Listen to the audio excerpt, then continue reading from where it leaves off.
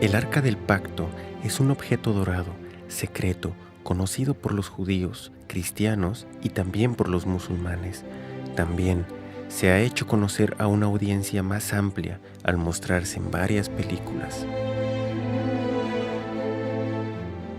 Pero, ¿qué es el Arca del Pacto? El texto más antiguo escrito sobre el arca es la Torá, hallada en la Tanaj hebrea y en el Antiguo Testamento de la Biblia. Se nos habla sobre el Dios Supremo, quien expresó ser el creador del planeta Tierra.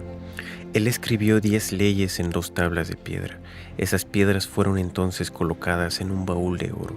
El baúl entonces fue cerrado con un asiento o tapa, con 2 querubines, uno a cada lado de la tapa. El arca era usado con 2 propósitos distintos. En primer lugar, era donde el creador de la tierra se manifestaría a sí mismo como la ley, siendo el arca como un trono para el creador. En segundo lugar, el arca fue colocada en un santuario junto a otros objetos sacros. No se le era permitido a nadie entrar en la habitación donde se encontraba el arca, con excepción de una vez cada año, cuando un sumo sacerdote traía sangre a la habitación y colocaba la sangre enfrente del arca y en el asiento del arca. Esto simbolizaba cómo las transgresiones del pueblo contra la ley dentro del arca eran llevadas a justicia por una sangre sustituta, la cual era traída delante del trono. Luego, el arca fue llevada al primer templo en Jerusalén. Se cree que antes que los babilonios sitiaran la ciudad y destruyeran el templo, el arca fue escondida o desapareció. Desde entonces, muchos expertos, teólogos, historiadores y arqueólogos se han preguntado qué ocurrió con el arca y si ésta realmente habría existido. ¿Era acaso un hecho o un mito? No se le permitía a nadie tocar el arca. En más de una ocasión, aquellos quienes violaban esta ley morían súbitamente. El arca seguía también a los israelitas a la guerra. Cuando fue capturada por enemigos, ellos fueron afligidos con plagas hasta que regresaron el arca a sus guardianes. A lo largo de los años han habido muchos cazadores del arca, buscando el arca del pacto o tratando de entender su significado. Muchos han hecho réplicas de la misma. Más de uno ha dicho haberlo descubierto, pero hasta ahora nadie había traído evidencias de sus hallazgos para que sean examinadas. Pero alguien en particular sobresale de todos los otros exploradores de una manera y con un corazón especial. La desaparición del arca ha sido un misterio por un largo tiempo.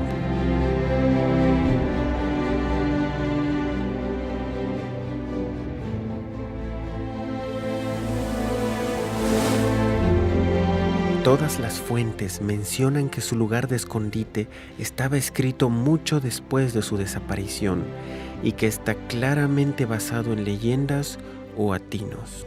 La última vez que el arca es mencionado en la Biblia fue cuando el rey Josías ordenó que se colocara de vuelta en el templo, pero también sabemos que Babilonia conquistó a Jerusalén en los días de los hijos del rey Josías, unos 35 años después.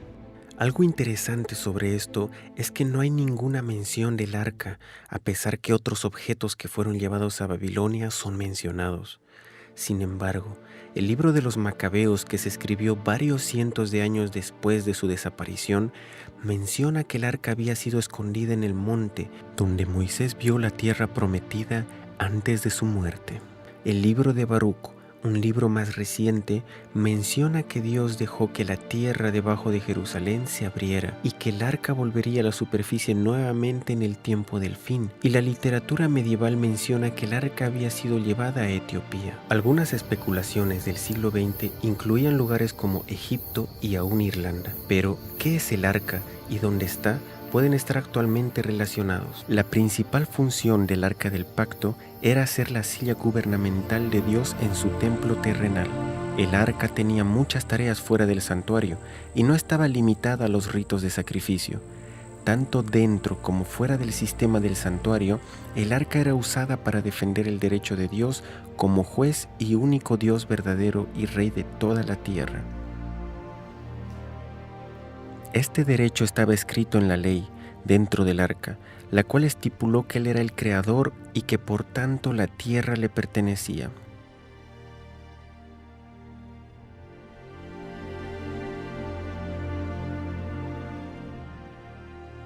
El Dios de la Biblia dijo: el arca del Señor, el Señor de toda la tierra, porque toda la tierra es mía. Porque el Señor Altísimo es terrible, Él es un gran rey sobre toda la tierra. Es por esto que el arca iba al frente en guerra contra la ciudad de Jericó, aun cuando esta ciudad no lo aceptaba como Dios o como la autoridad suprema en la tierra. Él aún los juzgaría y pasaría sentencia. A pesar que Nabucodonosor, el gran líder en Babilonia, no adoraba al Dios de Israel, tanto él como otros reyes de grandes naciones en esos días eran aún juzgados por Dios. Los asirios, madianitas, cananeos, egipcios, etíopes, filisteos y muchas otras naciones quienes rechazaban a Jehová como su Dios eran aún juzgados de acuerdo a los estándares de Dios. Cuando el último rey de Babilonia se burló de Dios en el templo de Dios, su sentencia fue dada por el Señor en la forma de una mano que escribía su juicio sobre la pared a la vista de todos. Dios muestra que no importa a qué religión o grupo étnico usted pertenece, usted será juzgado de acuerdo al estándar del Creador y no por su propia norma moral o la norma moral de su cultura específica. Una de las funciones del arca era ir delante del pueblo de Dios en el desierto, guiándoles hacia su lugar de descanso. Estaba presente cuando hubo una disputa sobre la autoridad de los escogidos de Dios y ésta tenía que ser resuelta. El arca fue delante de ellos en el río Jordán y así el río se abrió milagrosamente para el pueblo, permitiéndoles pasar el río hasta la otra orilla. Tomó parte en la confirmación del pacto entre Dios e Israel en el monte Ebal, y aún cuando Israel le falló a Dios y fue conquistado por el enemigo y el arca les fue quitada, Dios usó el arca para juzgar a los filisteos y humillar a sus dioses, por lo que ellos se vieron forzados a devolverla.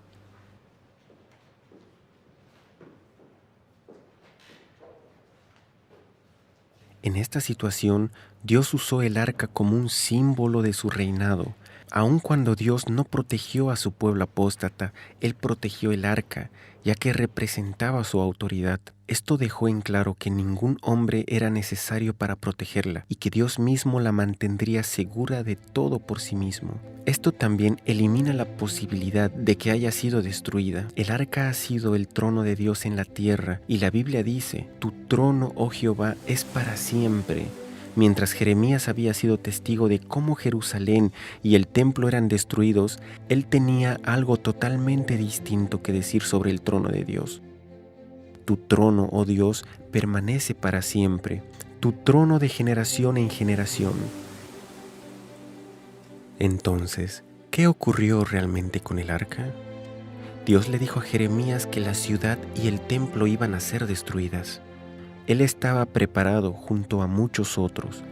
La cosa más natural era esconder el objeto más sagrado, el arca del pacto.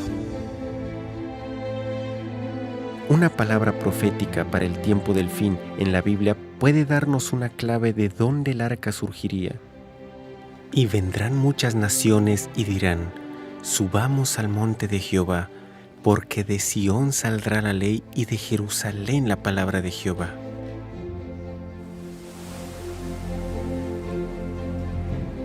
En el siglo XIX, en los inicios de la arqueología, varios estudiosos buscaban entre las ruinas halladas en el Medio Oriente.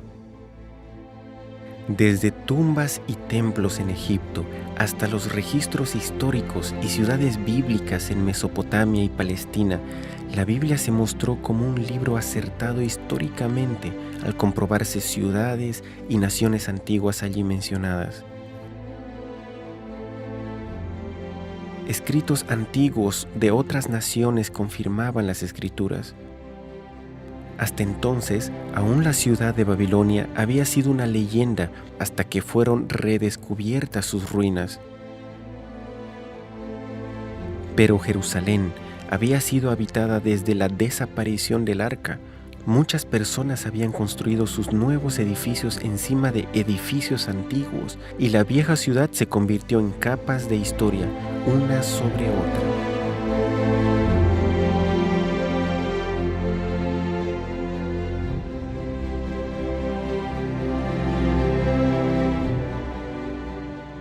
En 1854, un misionero, James Barclay, estaba caminando cerca de los antiguos muros de Jerusalén cuando se tropezó con la entrada de una gran cueva bajo la ciudad antigua, llena de túneles y aperturas. Había estado cerrada por siglos y tenía la longitud de 5 cuadras en la ciudad. En 1867, el general Sir Charles Warren hizo la promesa de las mayores excavaciones en la ciudad antigua y de la montaña donde alguna vez estuvo el templo. Él descubrió túneles subterráneos. En 1873, Charles Clermont, un orientalista francés y arqueólogo, descubrió un querubín grabado sobre piedra dentro de la cueva. El querubín era usado comúnmente en tiempos antiguos para guardar la entrada de un pueblo o un lugar sagrado. Este querubín tenía características similares a lo que era popular en el tiempo de la desaparición del arca. En 1882, el general Gordon, un alto y respetado oficial, viajó al Medio Oriente y mientras miraba cerca de Jerusalén, él estaba convencido que el lugar tradicionalmente llamado Gólgota no podía estar en el lugar que se creía. La sección norte del monte del templo que fue cortada parecía encajar mucho mejor con la descripción bíblica y con el diseño de la antigua ciudad. Él comenzó excavaciones allí, pero tuvo que salir para ayudar en un conflicto en Sudán, donde murió, no pudiendo terminar su trabajo. Sin embargo, él tuvo el tiempo de escribir una carta a un amigo que contenía una declaración increíble. Algo había ocurrido que no podía explicar. El monte hacia el norte, el cual Gordon había identificado como el Monte de la Calavera, era también la ubicación de la cueva de Jeremías, donde él escribió el libro de Lamentaciones, el mismo libro donde Jeremías había mencionado el trono de Dios permanece. Gordon dijo, el arca del pacto está allí. Él también mencionó que otros muebles del templo podrían ser hallados allí, una declaración bastante extraña, ya que él nunca llegó a terminar su excavación. Entonces, ¿cómo sabía esto? Bien, el lugar fue dejado encubierto y las cartas del general Gordon permanecieron guardadas en algún lugar seguro. Cerca de unos 100 años más tarde, un hombre llamado Ron Wyatt había comenzado a orar a Dios para que lo usara para mostrar al mundo que la Biblia es verdad. Ron ya había estado observando la historia del diluvio y había investigado las posibles ruinas del arca de Noé. También estaba estudiando el éxodo de Israel desde Egipto y una ubicación desde donde ellos pudieron haber cruzado el mar, hallando algunas ruedas antiguas de carros egipcios.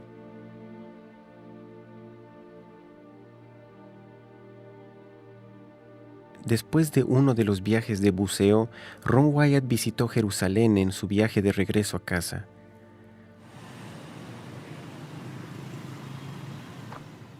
En Jerusalén, caminando a lo largo de un precipicio con un amigo, su mano alzada por sí sola apuntó a un lugar donde cenizas y basura se hallaban al frente del precipicio. Sin entender el por qué o cómo, él se escuchó a sí mismo decir, la cueva de Jeremías y el arca del pacto están aquí. Ron estaba confundido con lo que había ocurrido, ya que no había tenido una experiencia como esta antes. Ni siquiera había pensado en buscar esto. Pensativo, se fue a casa tratando de estudiar y hallar si era una posibilidad que el arca se encontrara allí. Él estudió el sitiado de Babilonia en el momento cuando se había visto por última vez el arca. Trató de ver cuándo había podido ser removida y también las limitaciones de tanto tiempo como el lugar para esconderla.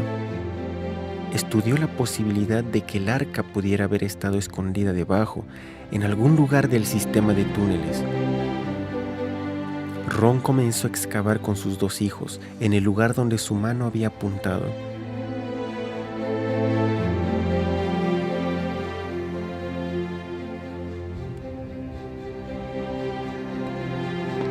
Sin embargo, pronto descubrieron que una gran roca montañosa dificultaba la excavación hacia abajo. Esta vez ellos comenzaron a cavar unos pocos metros hacia la derecha. A medida que comenzaron a excavar, él halló rápidamente 3 nichos del lado del precipicio. Ron pensó que quizás estos podían ser nichos que albergaban símbolos del periodo romano. Después de todo, Gólgota se hallaba más cerca a la vía principal y en el tiempo de Jesús podría haber sido el lugar donde Jesús fue crucificado. El bien conocido Quintiliano explica: en cualquier lugar donde crucificábamos criminales, se escogían calles muy concurridas para que muchos vieran y así sean movidos al miedo, ya que todo castigo no es una venganza, sino un ejemplo. La ubicación de Gólgota, donde la iglesia bizantina fue construida, no se encontraba en la calle principal, pero este lugar sí lo estaba. ¿Podrían haber sido usados estos nichos para colocar señales que revelaban a las personas los crímenes que los criminales habían cometido? Él comenzó a pensar que ese lado del monte podía haber sido el lugar donde las personas eran crucificadas. Ron continuó excavando hacia abajo, pero el piso era muy débil y por esta razón ellos fueron de vuelta al lugar original pensando que podían cavar alrededor de la otra roca. Esta vez ellos descubrieron que podían excavar entre el precipicio y la roca y que el precipicio casi formaba un techo a medida que excavaban hacia abajo. Mientras excavaban, él encontró rápidamente lo que parecía ser una soga, como si fuera tallada en el precipicio. Él comenzó a averiguar para qué se hubiera usado esa soga. 38 pies bajo el nivel del terreno se encontraba en lo que parecía ser una estructura como de una cisterna.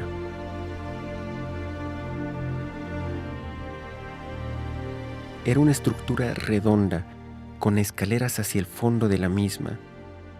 Ron se preguntó si esta estructura pudo haber sido usada para guardar granos y si posteriormente fue usada como cisterna.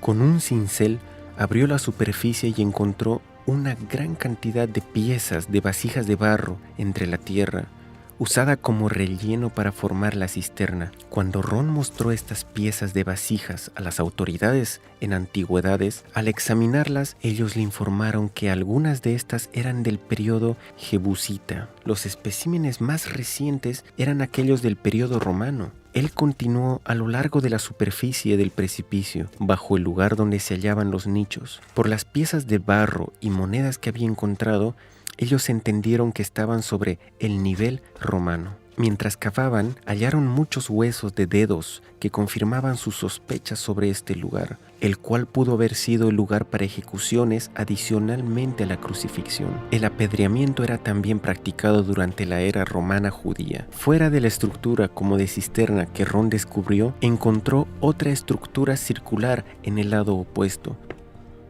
Solamente la base de la estructura circular parecía estar intacta. Mientras estudiaba la estructura, él se topó con una sección bien preservada, con un muro y una piedra que sobresalía horizontalmente sobre la pared en la superficie del precipicio. A pocos metros enfrente del mismo, Ron notó una roca cuadrada que no parecía como una roca moldeada de forma natural. Él la tomó cuidadosamente y encontró un agujero cuadrado en la base del terreno.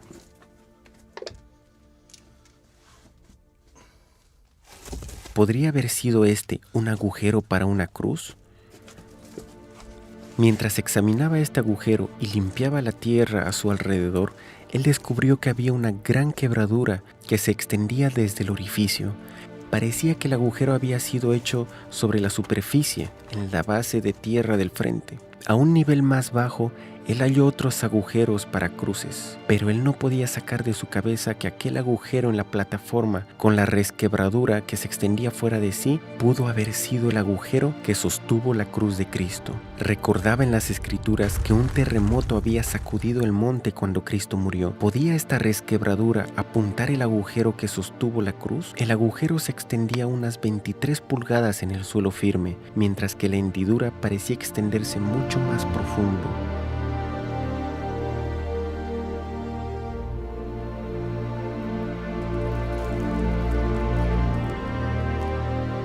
No es algo fuera de lugar pensar que se pudo tener conocimiento del lugar donde Cristo fue crucificado y que, sabiendo que él tenía muchos seguidores que hubiesen querido convertir el lugar en un sitio memorable, ¿se prefirió entonces mantenerlo en secreto? Gólgota, usado por las iglesias católicas y ortodoxas, fue construida por Constantino el Grande cerca del año 325 o 326, sobre las ruinas de un templo pagano antiguo. Esto ocurrió muchos años después que Cristo fue crucificado, pero estas ruinas que Ron descubrió eran romanas y podían ser de tiempos más cercanos a la crucifixión. Después del año 70, muchos judíos salieron de Jerusalén y otros fueron asesinados, por lo que la ciudad fue reducida a un campo romano. Esto podría explicar que el lugar ya no era usado para crucifixiones. Ron encontró monedas en estructura de fechas anteriores y hasta el año 135 después de Cristo, pero ninguna de las monedas eran de fechas posteriores. En el año 130 después de Cristo, los cristianos fueron favorecidos en lugar de los judíos, por lo que era más probable que esta estructura hubiese sido construida por cristianos en este tiempo o aún antes. Esto significa que este era el primer lugar que fue reconocido como Gólgota. El Gólgota de la iglesia bizantina, que fue construido cerca de 200 años después, fue construido cuando el conocimiento sobre estos lugares se había de alguna forma perdido. Mientras más nos acercamos al tiempo de la crucifixión, mayor es la probabilidad que ellos supiesen los detalles de lo que había ocurrido.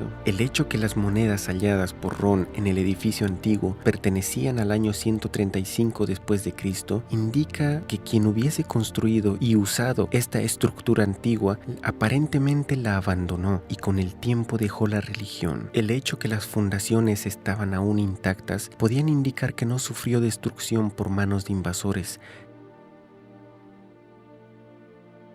Eventualmente, con el tiempo, la estructura fue cubierta con tierra y residuos. En cualquier caso, la evidencia mostraba que la estructura pudo haber sido construida mucho antes que la iglesia del Santo Sepulcro. Ron y sus dos hijos trabajaron por un periodo de casi 2 años. Ellos continuaron buscando en el nivel romano alguna cueva o entrada al túnel, pero sin suerte. Ron tuvo la impresión de hacer una hendidura en el muro del precipicio. Ellos oraron y continuaron sintiendo la misma impresión. Utilizaron martillos y cinceles y después de un corto tiempo pudieron ver un espacio abierto detrás. Agrandaron el agujero para que así pudiesen entrar a través de la cueva. Dentro pudieron ver que tenía unas dimensiones de 15 pies de altura y de ancho. Al principio, Ron se sintió sumamente emocionado cuando descubrieron la cueva, pensando que el arca podía estar dentro de ella. Pero la cueva estaba vacía y de allí se abrían una gran cantidad de aperturas dentro del monte. Ron continuó explorando cada cueva y cada apertura que pudieran encontrar dentro del sistema colosal de cuevas.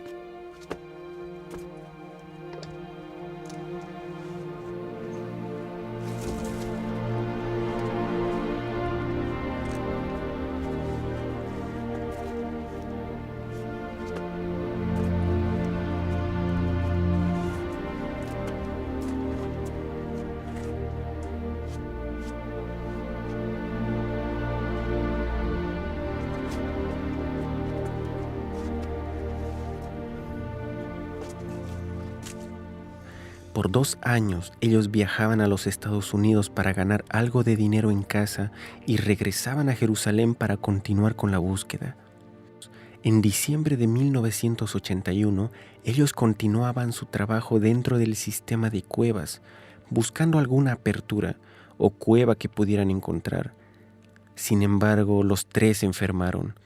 Los 2 hijos de Ron volvieron a los Estados Unidos y Ron tuvo que buscar ayuda de otras personas para continuar.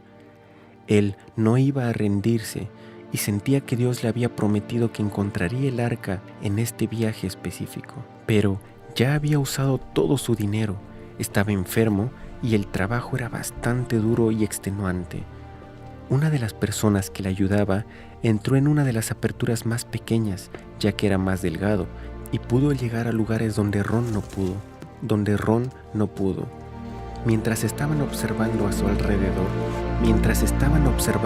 alrededor, Ron encontró un pasaje parecido a un túnel de una chimenea.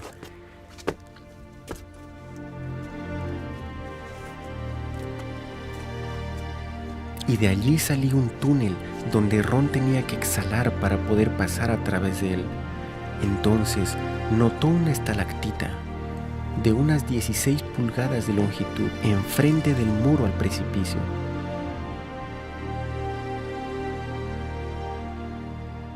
Detrás había un agujero y Ron trató de observar algo a través de él, pero sin poder tener una visión clara. Entonces él lo agrandó un poco y podía ver una cueva dentro que no parecía algo tan prometedor, parecía ser solo una cueva llena de rocas.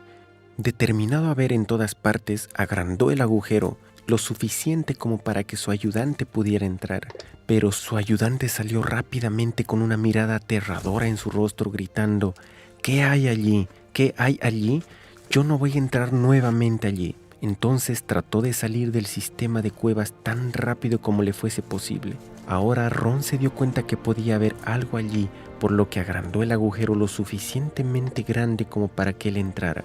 Era el 6 de enero de 1982. Había un espacio de unas 18 pulgadas entre las rocas y el techo. Ron comenzó a alumbrar con su linterna a través de las rocas para ver si había algo debajo.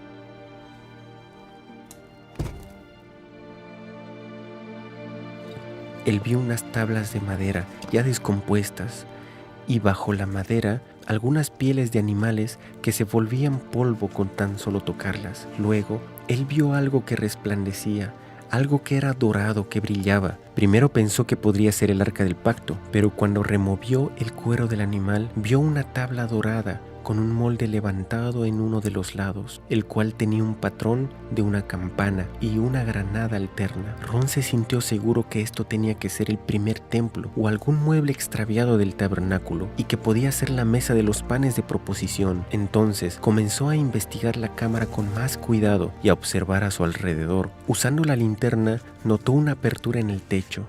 Trepando cerca de las rocas del lado lateral de la cámara, vio una caja de piedra justo debajo de la apertura. Tenía una roca lisa en el tope, la cual estaba quebrada en dos, y una sección más pequeña que se había movido hacia uno de los lados, creando una apertura hacia la caja de piedra.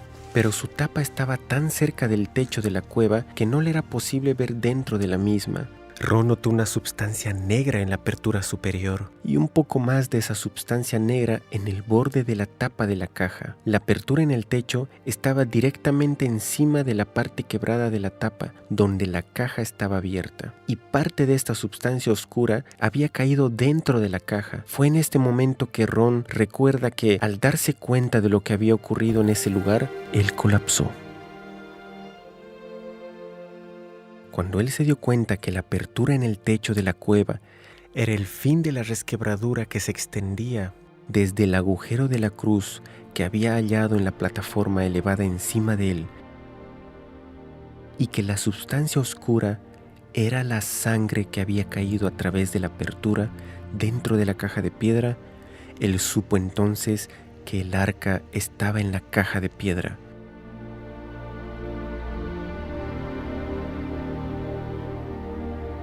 Pero el descubrimiento más maravilloso era el ver que la sangre de Cristo había actualmente caído en el propiciatorio del arca del pacto.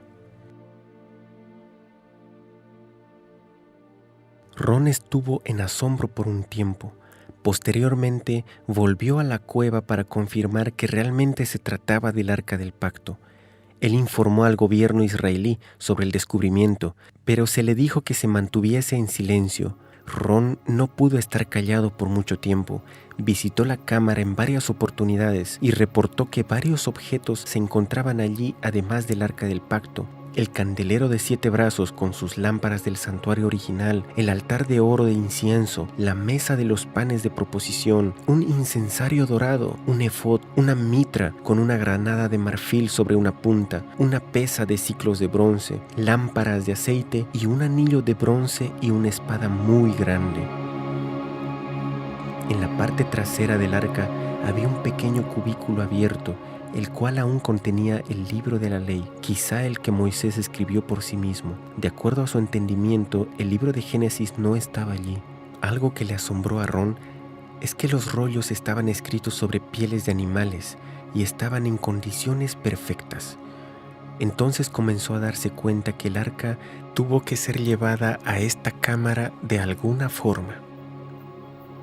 No pudo haber sido por donde él lo hizo, ya que tuvo que cortar entre la piedra para poder entrar. Removiendo algunas de las piedras, encontró una entrada más amplia hacia el sur, hacia la cueva de Sedequías, al otro lado del camino, donde el querubín había sido hallado. Sin embargo, este túnel estaba bloqueado con muchas piedras grandes y Ron no tenía forma de moverlas fuera del túnel desde donde él entró. Ron tenía un laboratorio en Israel para analizar los residuos de sangre que había encontrado en la apertura y en el propiciatorio del arca. El resultado de los análisis los asombró más de lo que esperaban.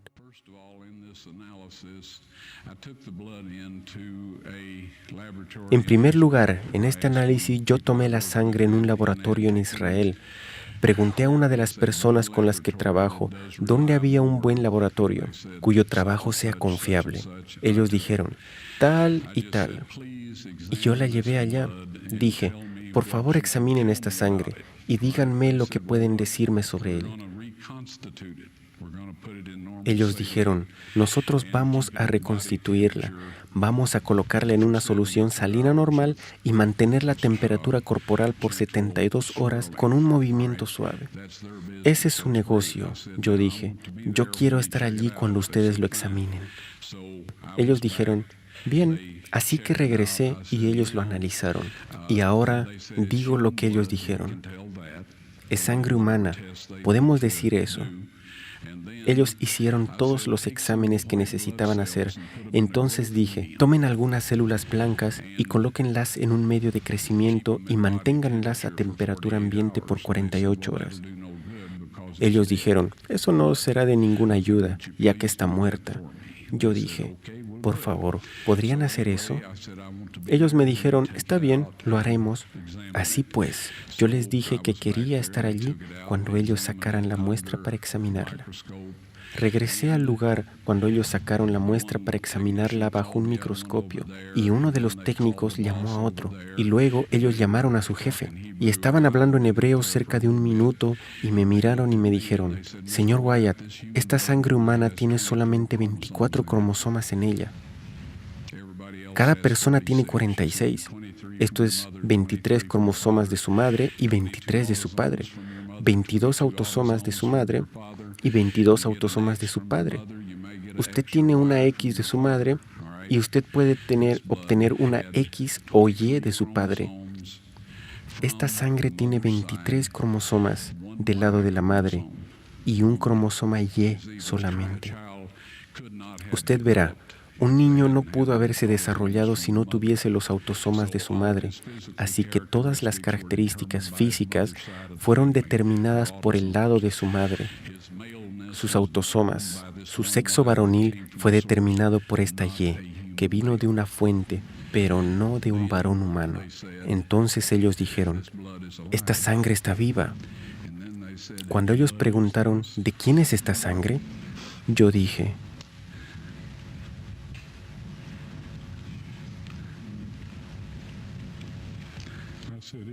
es la sangre de vuestro Mesías.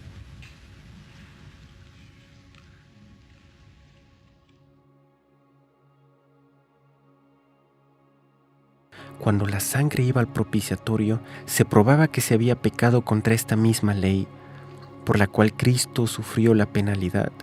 Nuestros pecados contra la ley de Dios, no contra leyes humanas u otras leyes religiosas, y estas son las leyes por las que nos tenemos que arrepentir de haberlas quebrado. Además, Dios realmente envió a su Hijo a morir en nuestro lugar. Ron quería mostrar a todo el mundo en ese mismo momento, pero Dios lo detuvo.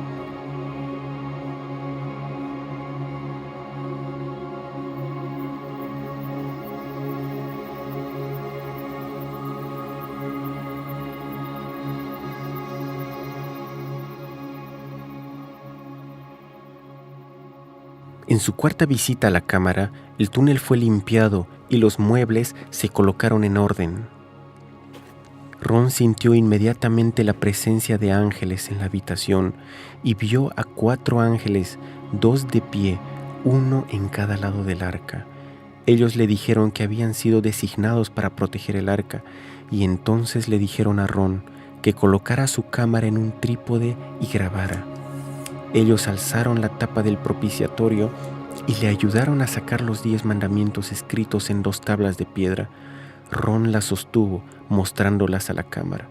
Luego le dijeron a Ron cuándo Dios tenía planeado enseñar esto al mundo. En el tiempo apuntado por Dios, cuando la ley dominical sea forzada a guardarse, poco después de esto, estas tablas serán mostradas al mundo.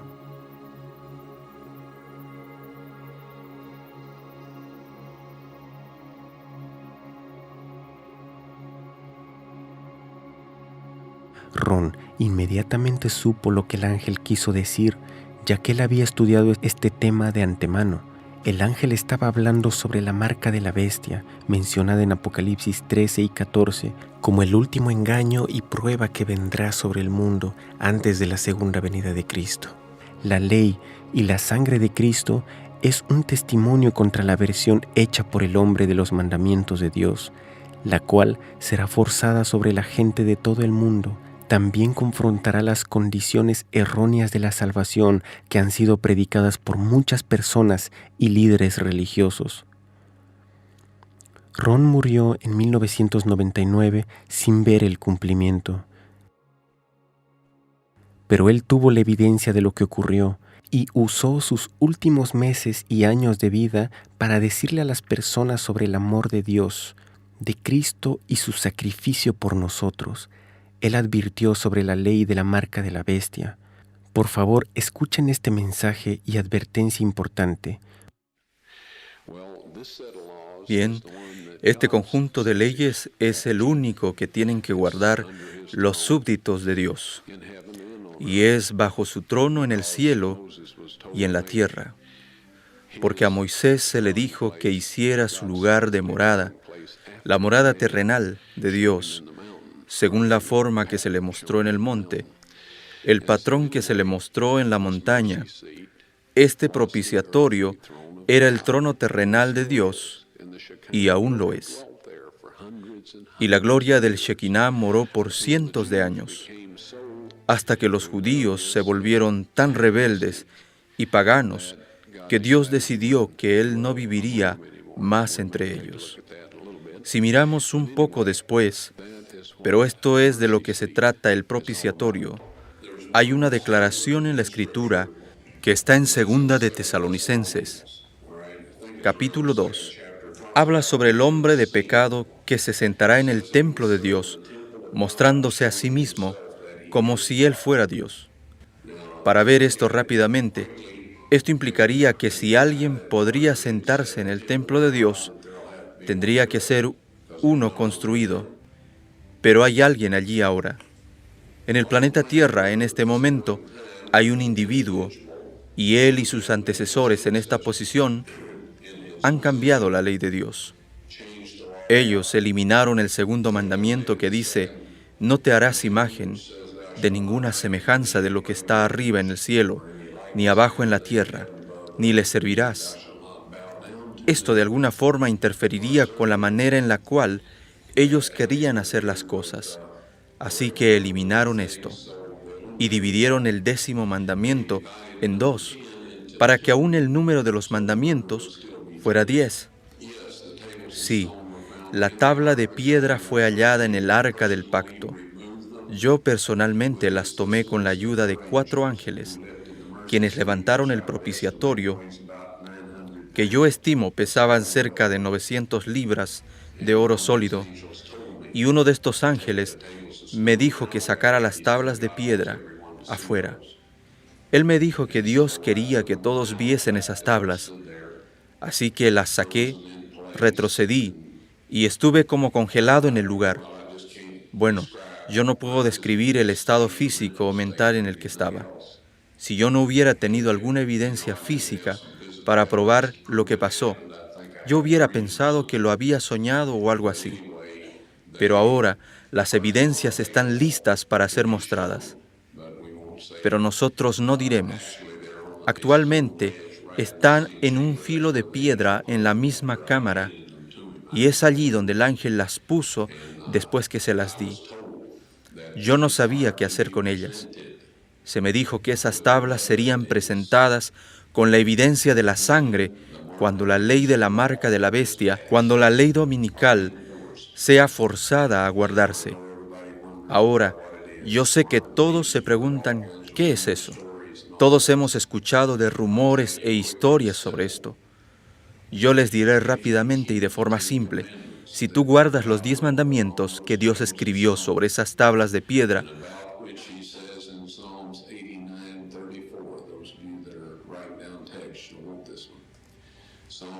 sobre lo que Él dijo en Salmos 89:34, no olvidaré mi pacto, ni mudaré lo que ha salido de mis labios. Él habló los 10 mandamientos desde el monte. Él los escribió en piedras y dijo que nada cambiará. Si tú guardas esa ley, recibirás el sello de Dios.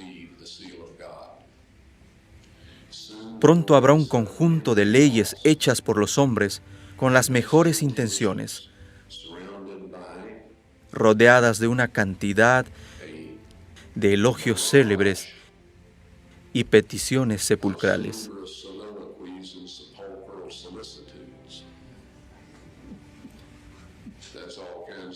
Esto es, todo tipo de historias y todo esto, instigado por el diablo, para hacerte creer que esto es lo mejor que puede pasarle a la raza humana.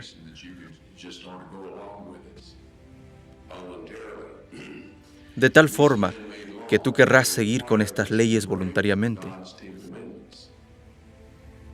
Esta ley, hecha por el hombre, requerirá que tú quebrantes los 10 mandamientos de Dios. Cristo dijo a los fariseos que es en vano que me adoren, enseñando doctrinas y mandamientos de hombre. Si tú guardas estas leyes humanas y quebrantas los 10 mandamientos de Dios, recibirás la marca de la bestia. Nadie tiene la marca de la bestia en este tiempo. Tú solo puedes tenerla después que esas leyes sean forzadas.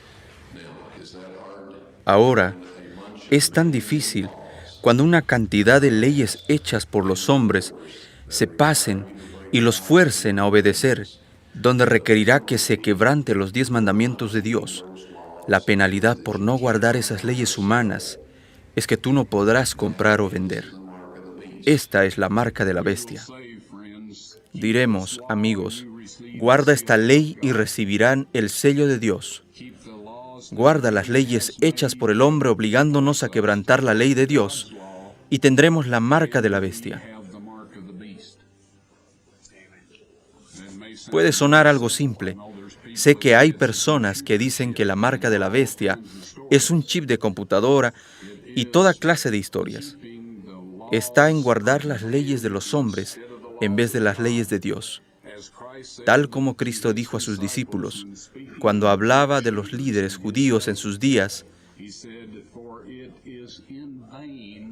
dijo, porque en vano me adoran enseñando por doctrinas los mandamientos de hombres. Dios no aceptó la ofrenda de Caín de frutas y verduras. Él no aceptará ningún sustituto por nuestra lealtad a Él, guardando sus 10 mandamientos.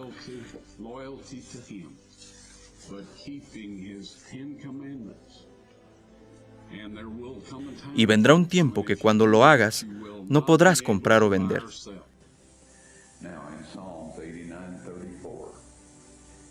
Dios dijo,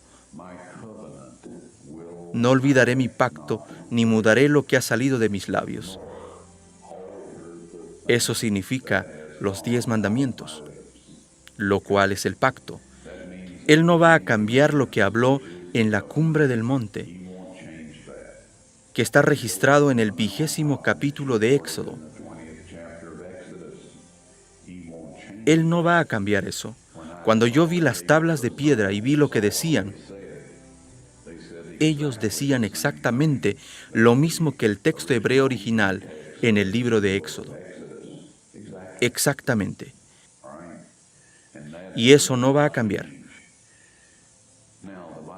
Ahora la Biblia nos advierte que Satanás vendrá con milagros y engaños. ¿Cómo podemos decir qué milagro es de Satanás? Porque él es un ser sobrenatural y todos los ángeles caídos son seres sobrenaturales. Ellos pueden hacer cosas que son milagrosas. Desde nuestro punto de vista, ¿cómo podemos saber qué es de Dios y qué no lo es? Si ellos dicen que los mandamientos de Dios son vigentes y que quebrantar esos mandamientos es pecado, entonces son de Dios. Si ellos dicen cualquier otra cosa fuera de esto, ellos no son de Dios y no tenemos que escucharlos, a pesar de cualquier clase de milagros que ellos hagan. Las tablas de piedra se exhibirán después de la ley dominical nacional, cuando sea obligatoria. Estas fueron las palabras exactas del ángel, tal como yo las recuerdo.